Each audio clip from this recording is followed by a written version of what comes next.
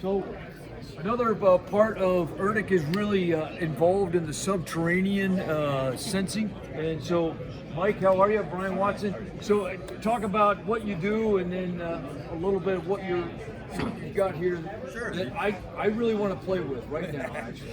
Yeah, they're fun toys. So this is the airborne LiDAR. We've got this is another airborne LiDAR. It just allows you to talk about what LiDAR is.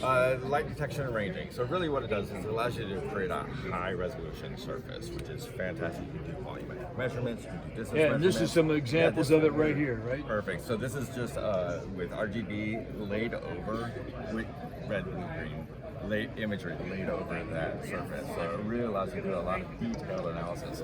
This is the Isabella Dam. At the time, it was the highest priority dam in the United States. It was on the fault line. It looked like it could have been overtopping, especially with what happened in Eastern California. They found this. They took care of this. This is actually good to go, and it's right in time for all the rain to be coming in. Yeah, exactly. So it was great timing. And much of that data is collected through these kind of instruments. Sure is, yeah. So and it comes out real time right on this pad right here. So it's much faster than it used to be. You know, back in the day, it used to be post processing, and it would take forever. This is almost instantaneous. Some of y'all know it is very heavy in the data, but it allows you to do a lot of really detailed analysis using this.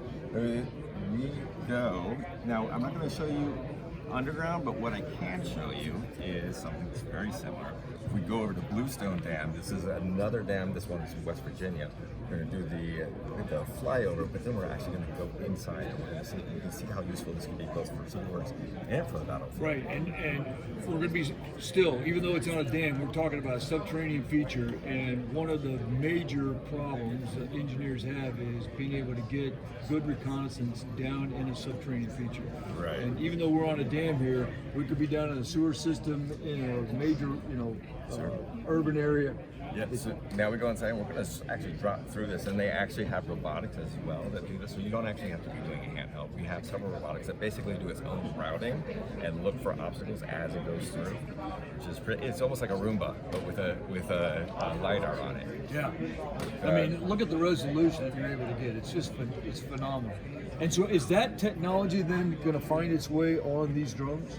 Yeah, so I think the long-term idea is that these small format drones should be made available out to warfighters. Imagine the concept either on an EGV or on something that's it's really going to open up a whole lot of options to the warfighter. Yeah, I mean, I think about the times that you go in and you're building a small combat outpost, or you've got to do a bridge, recon, or you're getting ready to put in an assault float bridge, and you really need some high resolution data on the bank.